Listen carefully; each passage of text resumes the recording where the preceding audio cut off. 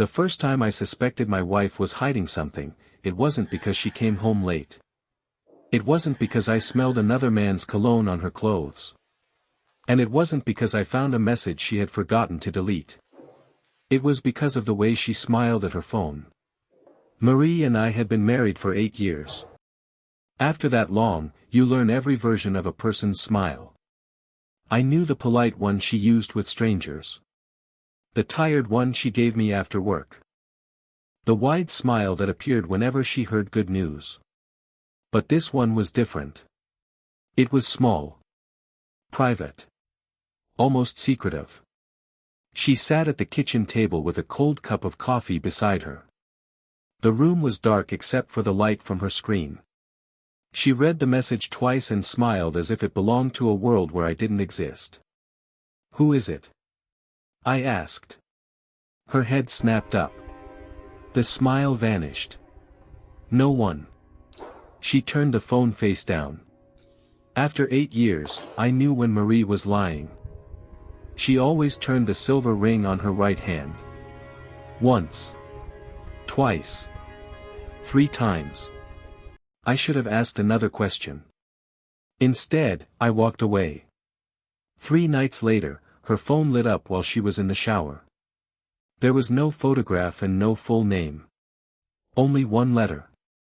The message said, "Tonight. Same place. I can't wait." At that moment, I thought I knew what my wife was doing.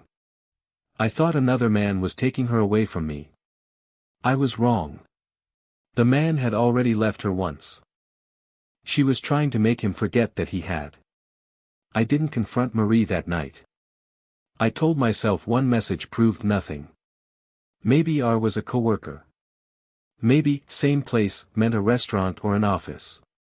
But I kept hearing those final words. I can't wait. When Marie came downstairs, she found me sitting on the edge of the bed. "You're still awake?" "Couldn't sleep." She checked her phone. A faint tension appeared around her eyes. "I have to go out for a while," she said. "At 11:30. Claire needs to talk. It's complicated." Her fingers found the silver ring. Once. Twice. Marie, where are 3 you times. going?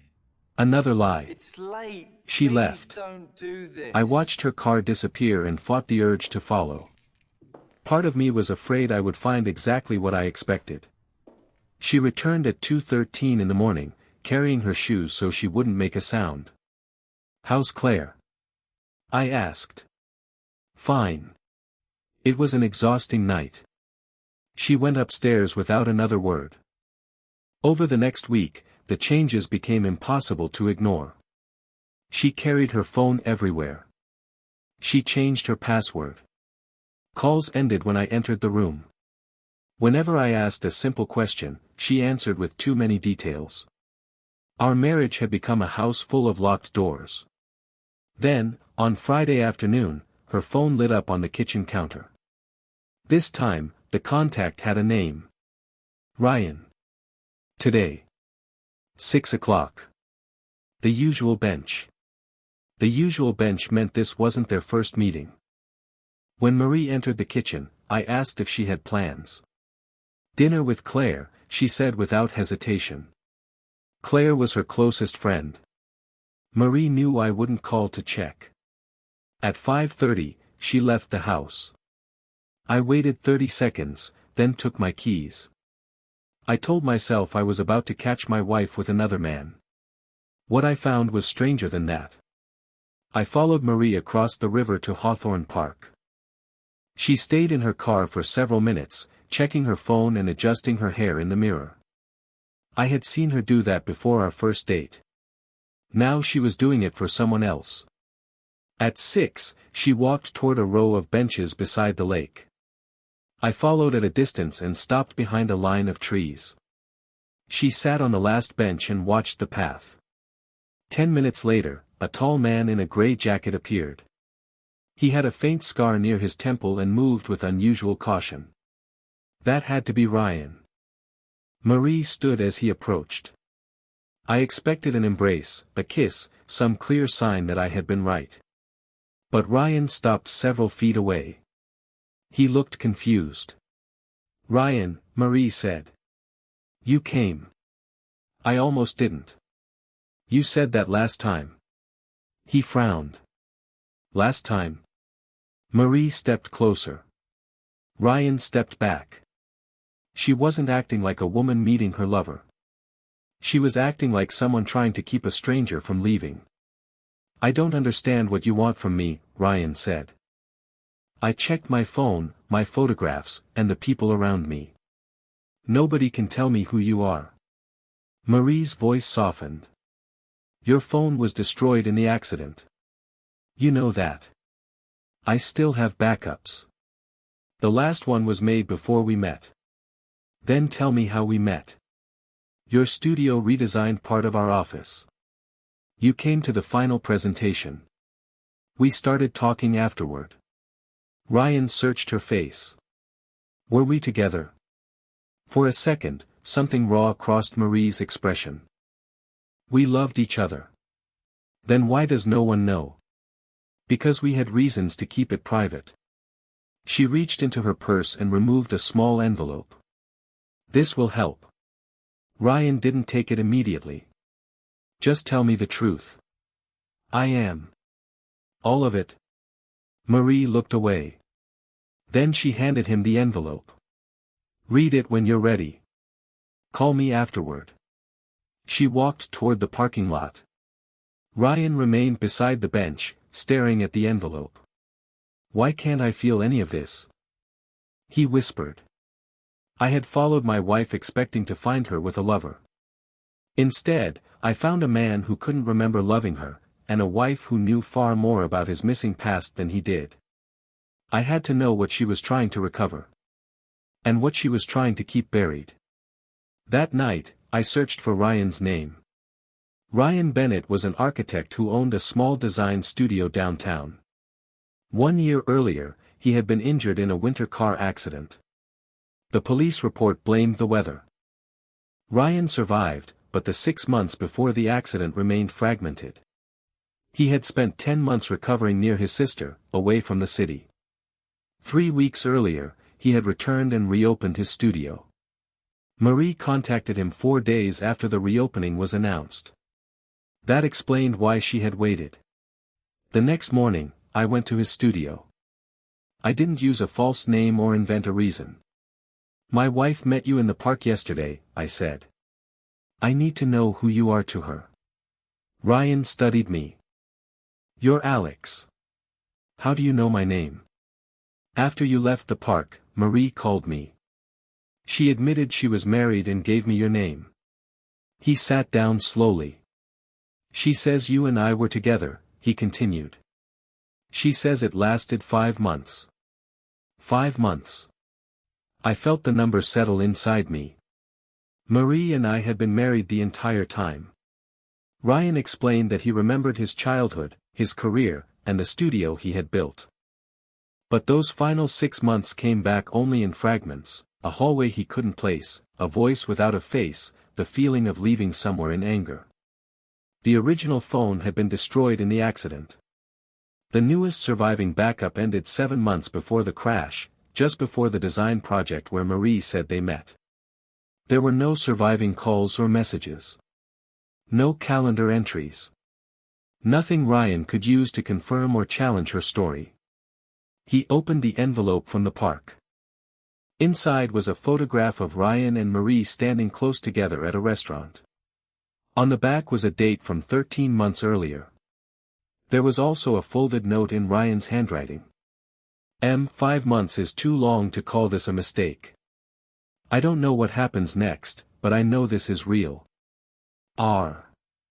Is that yours? I asked. Ryan read it twice. The handwriting is mine. He looked at me. I'm sorry. I wanted to hate him. That would have been easier. But the man sitting across from me didn't remember the affair. He didn't remember the lies. He didn't even remember deciding to write that note. She says you loved her, I said. Maybe I did. But there's something she won't tell me. What? How it ended. Every time Ryan asked about the final night, Marie changed the subject. She told him to focus on the good memories first. She said the ending would only confuse him. That was when I understood the real problem. Marie wasn't lying about the relationship. She was lying by choosing where the story stopped. When I returned home, Marie was making dinner, stirring a pot of soup as if nothing had happened. "Where have you been?" she asked. "Out." "How was Claire?" "Good." For the first time in 8 years, we stood in the same room and lied without either of us blinking. I didn't confront her. Ryan had asked me to wait. If Marie felt exposed, she might stop talking to him before we understood what she was hiding. For 2 days, I watched her more carefully. She ignored calls when I was nearby and stepped outside to answer them. On Sunday evening, her phone rang during dinner. She silenced it, but it rang again. "Work?" I asked. "Wrong number." She carried the phone into the hallway. I followed and heard part of the call. "He's asking about the last night," she whispered. "No, he doesn't remember it." "Not yet." The next morning, a delivery driver knocked at the door. Marie rushed downstairs and left her phone unlocked on the kitchen counter. I picked it up. The last conversation wasn't with Ryan. It was with Claire. Marie had written, he asked how it ended. I told him he wasn't ready. Claire replied, "You mean you're not ready?" "I'm trying to help him." "No. You're rebuilding something he already ended. He doesn't remember ending it. That doesn't mean it didn't happen." I kept scrolling. Claire had written, "You used my name as an excuse again.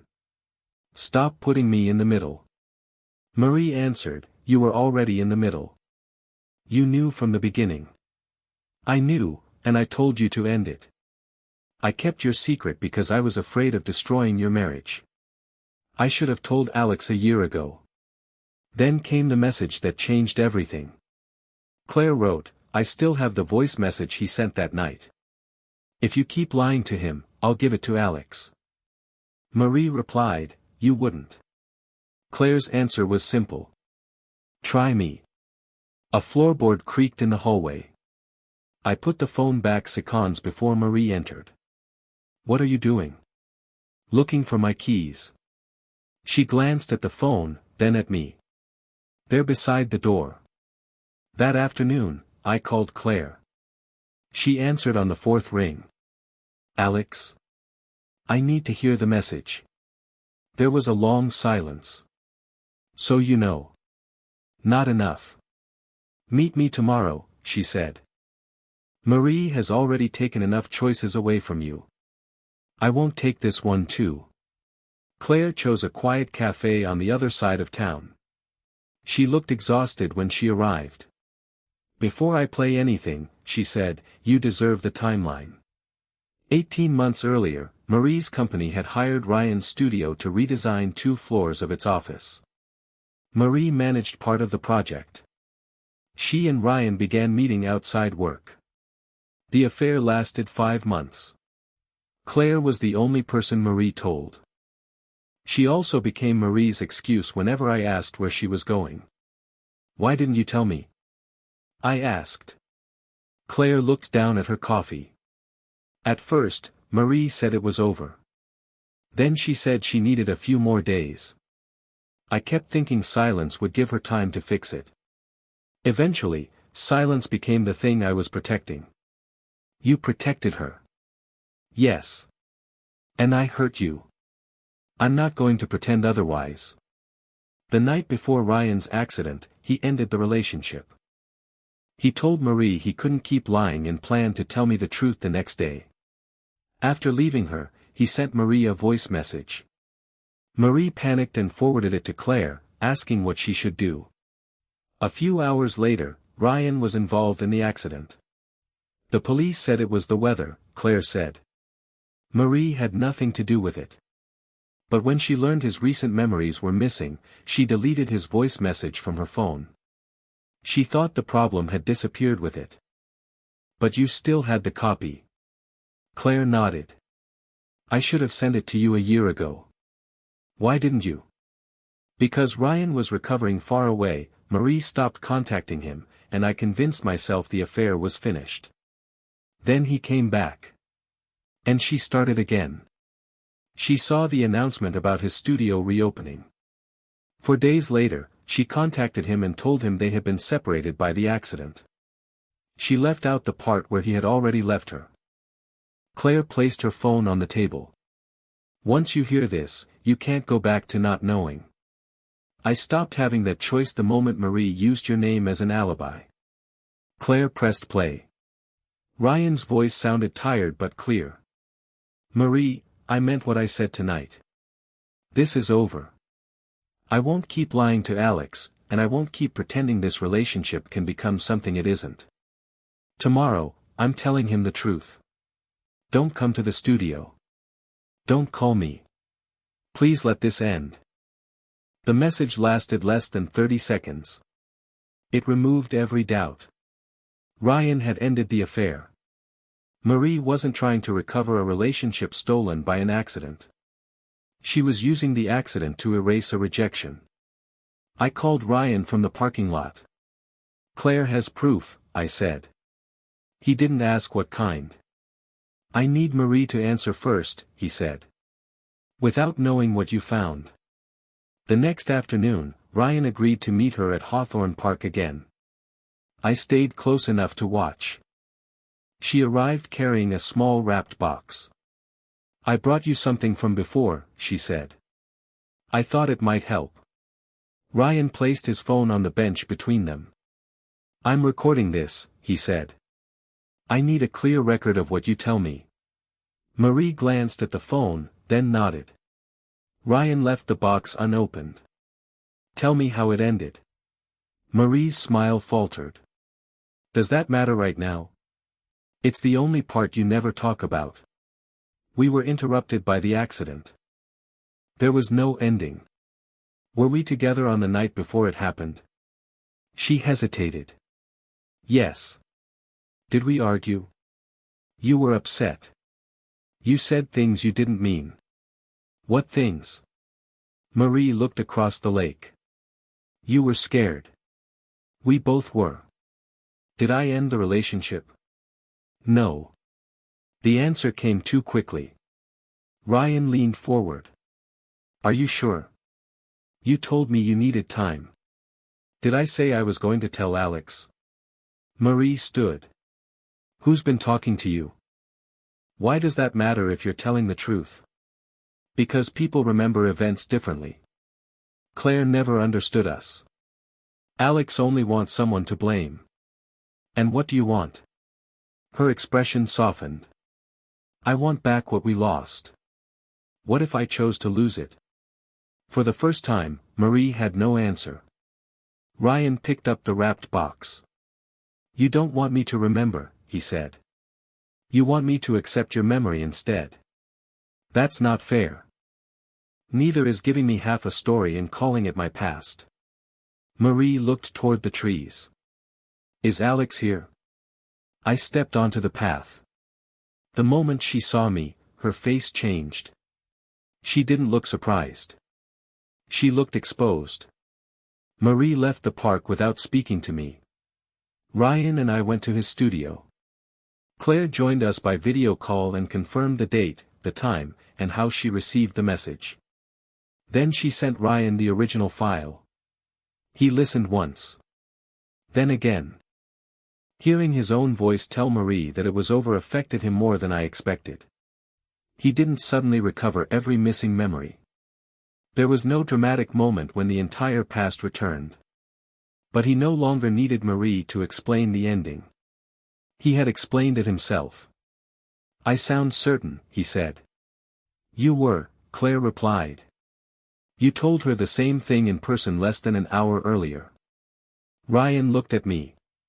I was going to tell you the next day. I know. I don't remember becoming the person who betrayed you. But you remember choosing to stop. A small part of it. A hallway outside her building. Her saying I couldn't decide alone. Me telling her that ending it was the only honest decision I had left. The memory was incomplete, but it matched the message. Ryan unwrapped the box Marie had brought to the park.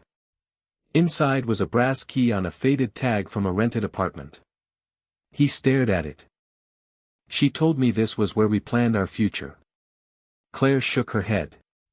It was where you met because neither of you wanted to be seen. Marie turned a hiding place into a promise. Ryan placed the key back in the box. She didn't just remove the ending, he said. She changed the meaning of everything before it. That was the real betrayal. Marie had taken 5 months of bad decisions and reshaped them into a love story interrupted by fate. She told Ryan they had been moving toward a future together. In reality, he had finally chosen to end the lie. Marie was sitting in the dark living room when I returned home. You spoke to Claire, she said. Yes. And Ryan heard the message. Yes. Her fingers found the silver ring. Once. Twice. Then she pulled her hand away. I can explain.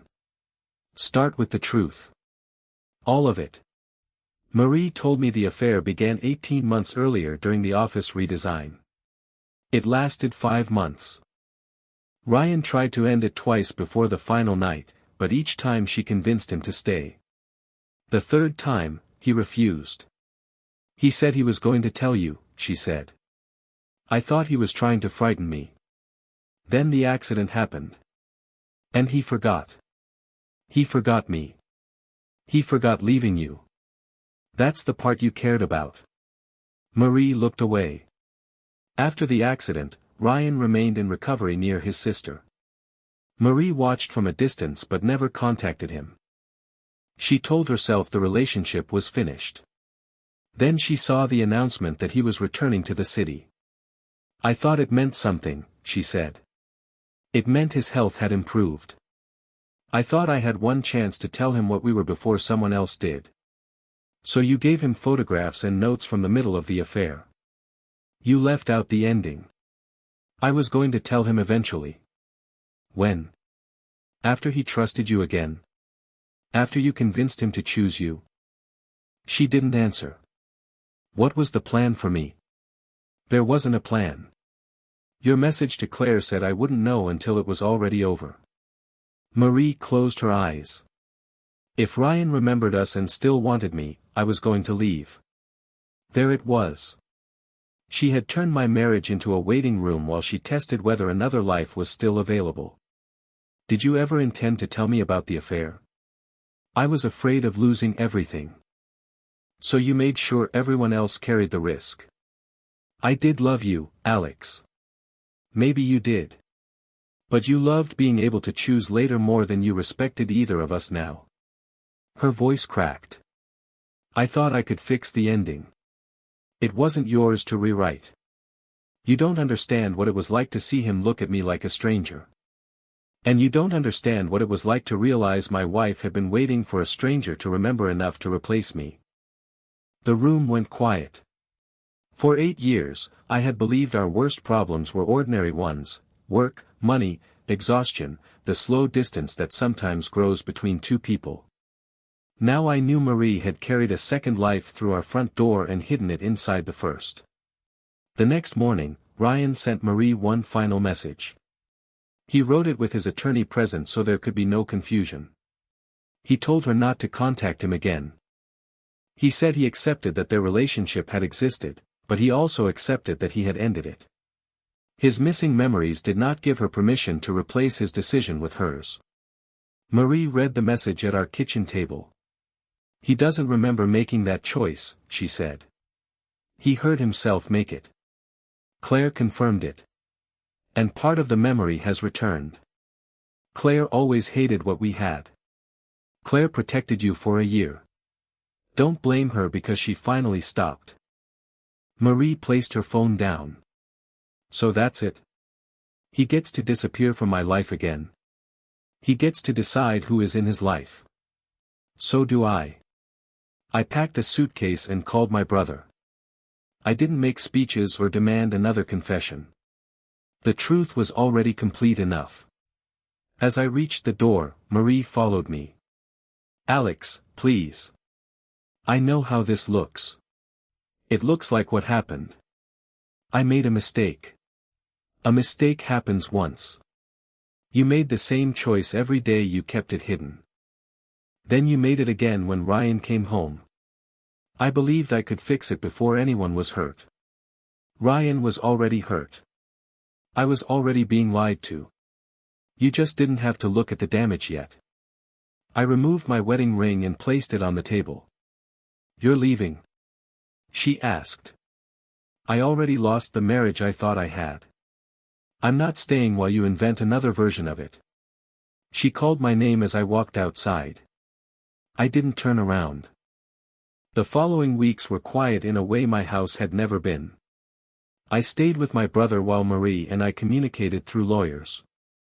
She stopped contacting Ryan after receiving a formal notice from his attorney. Claire gave both of us copies of the original message and a written account of what she knew. She didn't ask for forgiveness. She only said she was sorry she had mistaken silence for protection. Ryan returned to therapy and his studio. Some memories came back in brief fragments. Most didn't. But the missing pieces no longer belonged to Marie. One evening, Ryan called me. "I remembered the hallway," he said. "Not everything. Just enough." He remembered leaving Marie's building after the argument. He remembered feeling ashamed, but also relieved that he had finally decided to tell the truth. "I kept waiting for a memory that would explain why I should trust her," he said. "I never considered that the feeling I couldn't name was the reason I had stopped." Does remembering help? Some days. Other days, the message is enough. He paused. "You didn't owe me any help after what I did." Maybe not. But I wasn't helping the man who had the affair. I was helping the man being told he had no right to his own decision. That didn't make us friends immediately. There was too much history between us, even if only one of us remembered living it. But anger became harder to hold when I understood that both of us had been trapped inside Marie's version of the truth. She had told Ryan that the accident stole their future. She had told me there was no one else. Neither story was true. 3 months later, Ryan asked me to meet him at Hawthorne Park. He was sitting on the same bench where I had first watched my wife try to convince a stranger that he loved her. "How's the studio?" I asked. "Busy. Good busy." "And the memories?" "Still incomplete." For a while, we watched the lake. "I used to think losing 6 months was the worst part," Ryan said. "Now I think the worst part was letting someone else tell me what those months meant." "You believed her because she had proof. She had selected proof. That's different. The photograph was real. The note was real. The affair was real. But truth isn't only a collection of real details. It is also the order in which they happened, and the parts someone chooses to hide." Marie showed Ryan the beginning and the middle.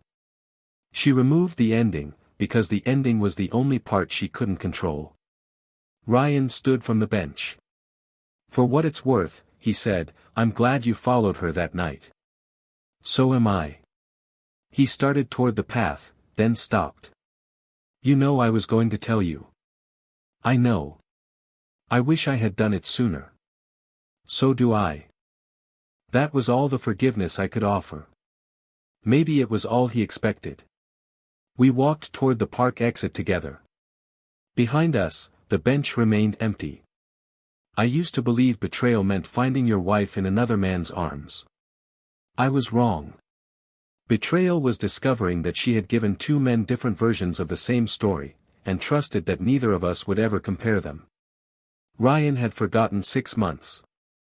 I had misunderstood 18. But both of us remembered in time. The message on Marie's phone didn't destroy our marriage. It only turned on the light.